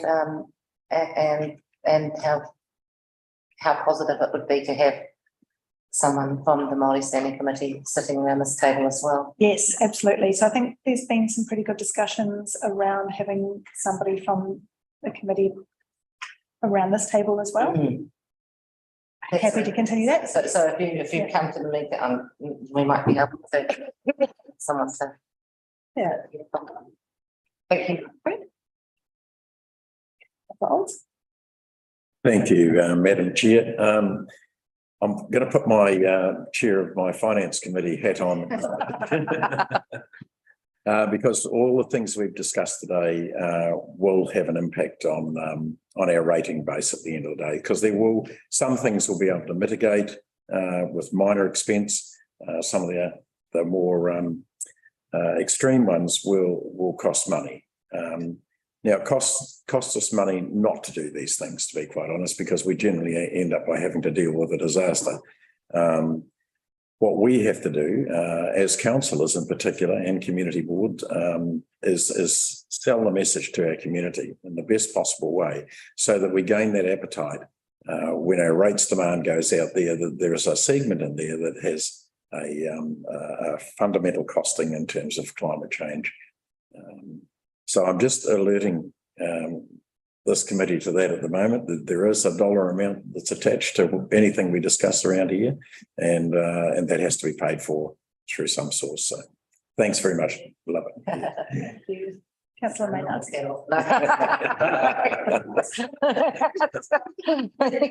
And something else that I guess that possibly the council may be able to have a look at, because while there would be an initial cost, I think there'd be quite significant savings down the line. And that's, look at the roof here, look at the roof of our buildings that are council owned, where we could be actually like sourcing solar power to be able to actually have something on there that then we could actually be putting that back, any additional back into the grid. It would be cost savings in a way. Could that's a way that we could actually lead.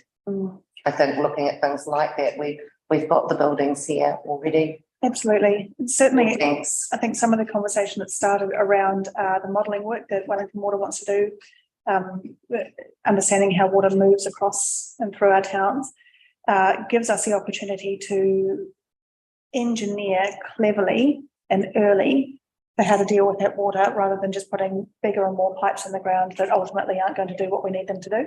So being able to, prioritise things like planting and wetlands and riparian margins that do a lot of good absorbing, as opposed to just narrow and fast streams that run through the town. Yeah, I think you're right. I think absolutely there's a financial cost that goes with everything that we do. But being aware that often the climate friendly solutions are the financially friendly ones as well.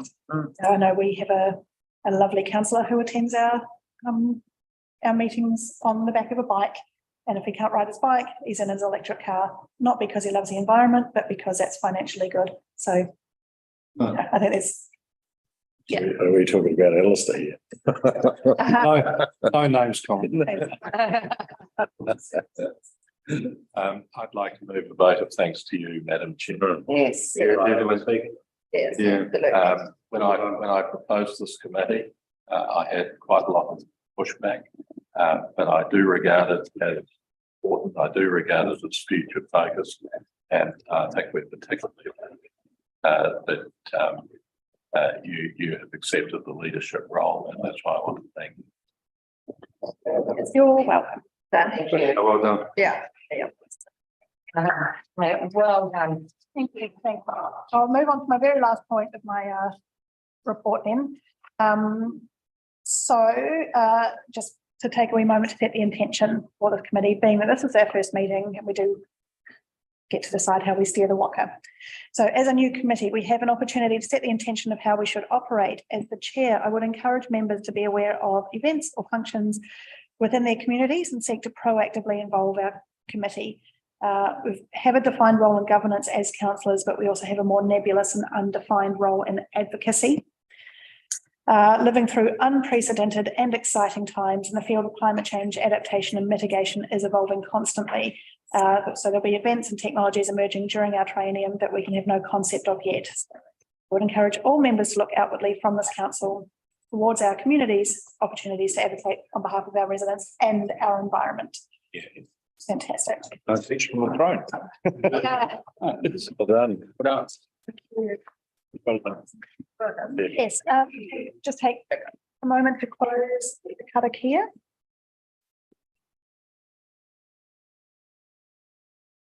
On here. Okay, and I haven't had a chance to practice this one, so please give my pronunciation. Kia whakarea te tapu, ki wātia e te ara, kia turiki whakataha e, kia turiki whakataha e. Haumi e, hui e. Thank you very much. Well done. Well done.